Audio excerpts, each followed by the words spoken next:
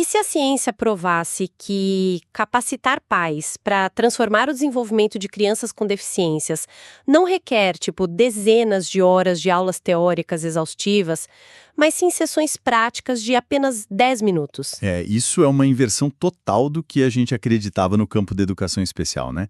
Troca-se aquela exaustão cognitiva por uma eficiência cirúrgica. Exato! E essa quebra de paradigma é justamente o centro da nossa imersão de hoje. Nós vamos analisar um estudo fascinante de 2007, lá do Journal of Applied Behavior Analysis. Os pesquisadores, o Michael Lafa-Sachs e o Peter Stormy, eles exploraram como o treinamento de habilidades comportamentais pode ensinar pais a aplicarem o ensino por tentativas discretas de uma forma ultra rápida. E assim, vale uma pausa imediata aqui para quem está ouvindo, né? O ensino por tentativas discretas.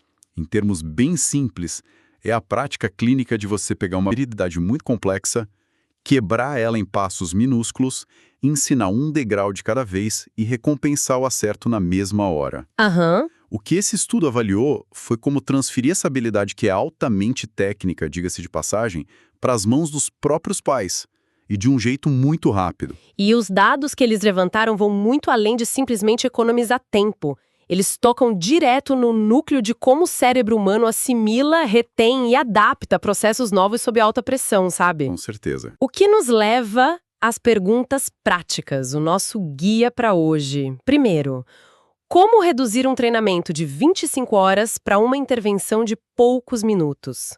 Segundo, qual é a melhor forma de garantir que a criança não apenas participe, mas realmente aumente as respostas corretas? E terceiro, o que ninguém te conta sobre a capacidade de generalização. Como aplicar uma técnica aprendida em um cenário para resolver um problema totalmente diferente. É um roteiro muito fascinante, porque questiona a eficácia de quase tudo que a gente considera como treinamento tradicional hoje em dia. Sem dúvida. E olha, antes da gente mergulhar a fundo nesses dados, para quem está ouvindo e adora otimizar o próprio aprendizado, não esquece de curtir este conteúdo. Já se inscreve no canal e compartilha com aquele amigo educador ou com algum pai ou mãe que vai tirar muito proveito dessa análise detalhada de hoje, tá? Isso aí, o apoio do pessoal é fundamental. Certo, vamos desempacotar isso. Para entender a genialidade dessa solução de 10 minutos, a gente precisa primeiro entender o tamanho do problema original, né? Qual era o grande gargalo histórico que impedia essas famílias de terem acesso a essas intervenções? O gargalo histórico era puramente logístico. Era enraizado num modelo de ensino bem obsoleto. O ensino por tentativas discretas é uma das ferramentas mais eficazes que existem para ensinar habilidades sociais, de linguagem, motoras, para crianças no espectro autista ou com atrasos severos. A eficácia nunca foi o problema, então. Não, nunca. O problema era a transmissão desse conhecimento.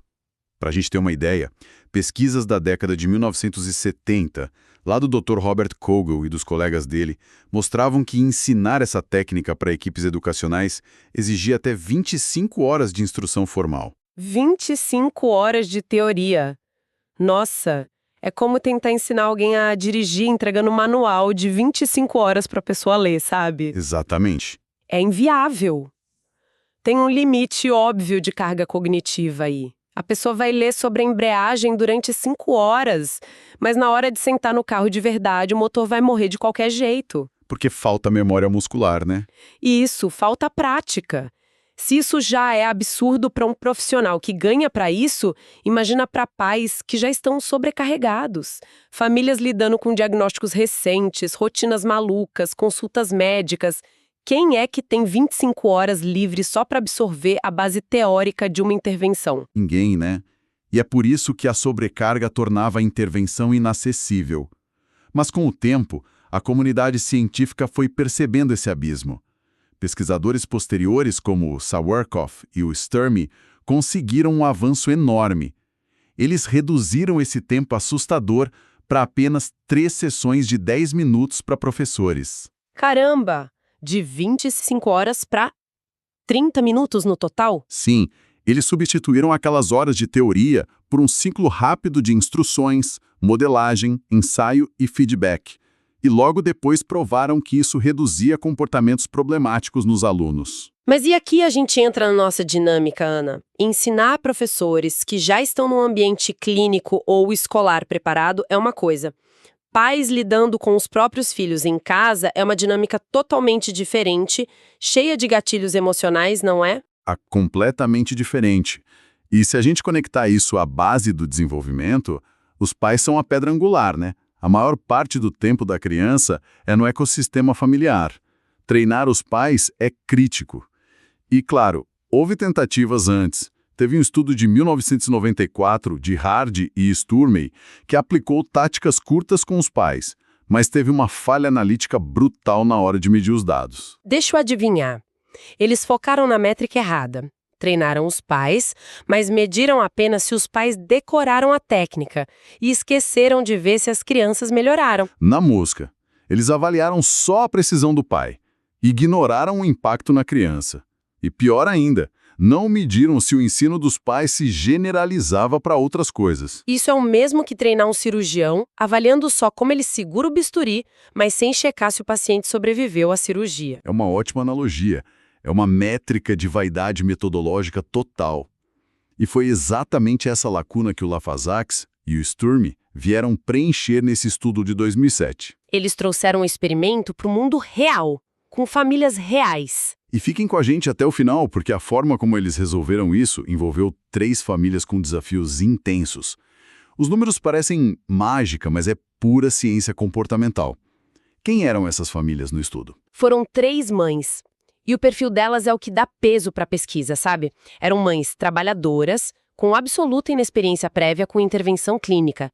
Tinha a Rosa, uma enfermeira nigeriana de 35 anos, a Maria, administradora americana de 48 anos, e a Joan, uma cuidadora de idosos de 50 anos. E os filhos delas, todos com 4 anos, enfrentavam quadros super complexos, né? Muito severos. O George, filho da Rosa, tinha autismo, nenhum comportamento vocal e pouquíssima imitação. O Emmanuel, filho da Maria, tinha retardo mental, comportamento autolesivo grave e também 0 vocalização. Nossa, autolesão é algo que gera um estresse gigantesco em casa. Exato. A carga emocional é absurda. E o Christian, filho da Joanne, tinha síndrome de Down, problemas motores graves e ausência de fala também. Quadros que exigiriam precisão extrema até de profissionais. E o cenário do treinamento deles era super simples, né? Pelo que li, era uma salinha de 3 por 3 metros com uma mesa infantil. Sim, um ambiente minimalista, sem distrações, uma mesa, 2 cadeiras, uma câmera. Mas o importante eram as tarefas. Eles focaram em 2 categorias. A primeira era a imitação motora grossa, tipo bater palmas, levantar os braços, tocar o nariz. A segunda era a imitação vocal, sons básicos como a, mã. A instrução parecia simples na teoria. A mãe tinha que dizer, faça isso, demonstrar a ação, e se a criança imitasse, dar um reforço imediato, um elogio. Parece simples, mas requer um timing perfeito. E para provar isso, os pesquisadores fizeram um teste antes, a linha de base.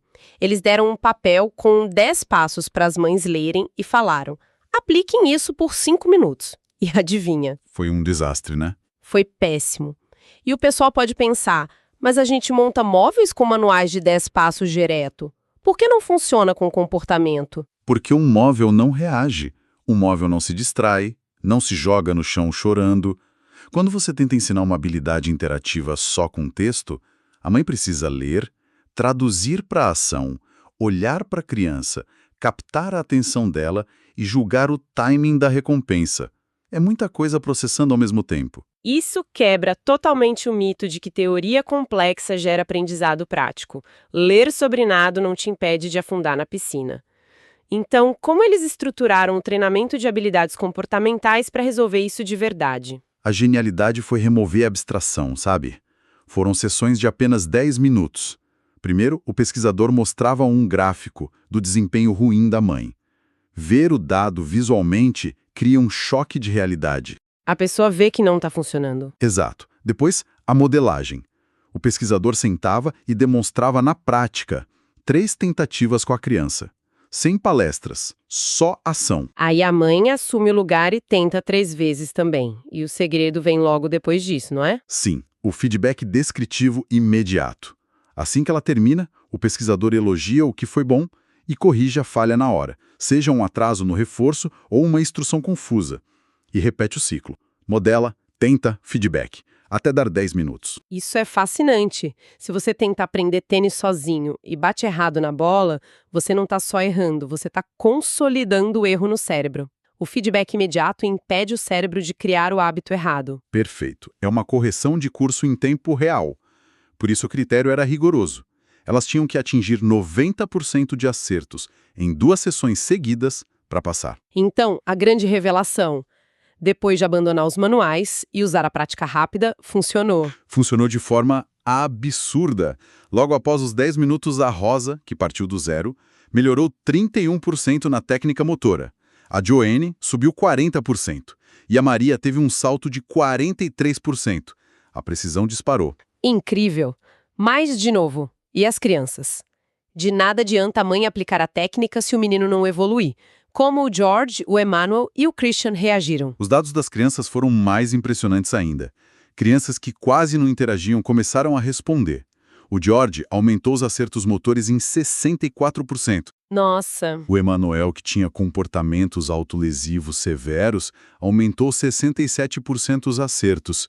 E o Christian, com barreiras motoras graves, melhorou 57%. A comunicação mesmo motora começou a fluir, diminuindo a frustração em casa. Mas olha, aqui é onde a coisa fica realmente interessante, pessoal, e foca na palavra generalização. Os pesquisadores treinaram as mães apenas nas habilidades motoras, de bater palma, tocar nariz.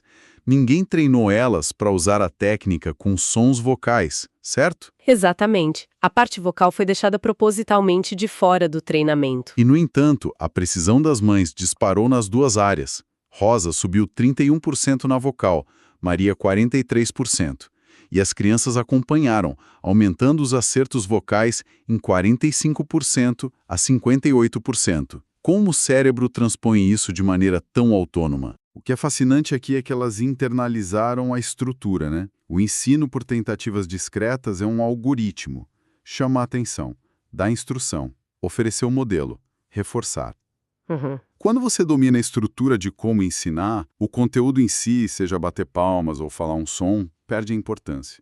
O sistema foi instalado no cérebro das mães. É a diferença entre decorar uma receita e aprender os princípios da culinária. Se falta um ingrediente na receita decorada, você trava. Mas você entende a mecânica do fogo, do sal, você aplica em qualquer coisa. O treinamento libertou elas do contexto original. E pensar nisso muda tudo. O fato de o Emanuel alcançar quase 60% de acertos vocais, sendo que a ficha dele dizia ausência de comportamento vocal, é quebrar uma barreira gigantesca para o futuro dele. E com dados super confiáveis, porque pesquisadores independentes revisaram os vídeos e confirmaram que a mudança era real. Ninguém duvidou do que aconteceu ali. E isso amarra muito bem o nosso episódio, ou melhor, a nossa análise de hoje. A gente viu que substituir palestras exaustivas por bloquinhos de 10 minutos de modelagem e feedback muda o jogo. Dá autonomia para a família e ensina um modelo mental que se generaliza para problemas novos. E o estudo ainda deixa um questionamento incrível, sabe? Os próprios autores admitem que eles não sabem exatamente qual foi o ingrediente principal do pacote. Como misturaram ver o gráfico, ver a ação e ouvir o feedback, fica a dúvida do que pesou mais, né? Sim, foi o choque visual do gráfico? Foi ver a ação acontecendo? Ou foi o feedback na hora? A ciência ainda vai investigar muito isso. Mas para o público que está ouvindo, eu deixo essa reflexão. Quando você vai aprender uma habilidade nova, qual parte do processo faz a sua chave virar? Pense nisso da próxima vez que tentar dominar algo complexo. Fantástico! Uma reflexão muito poderosa. Que imersão rica hoje! Olha, se esse conteúdo trouxe um momento de ahá para o seu dia, certifique-se de curtir e deixar um comentário aqui embaixo contando qual parte mais te surpreendeu. Não se esqueça de se inscrever para não perder as nossas próximas análises e, claro, compartilhe este link nos seus grupos. O conhecimento só ganha força quando é espalhado. Até a próxima investigação detalhada, pessoal!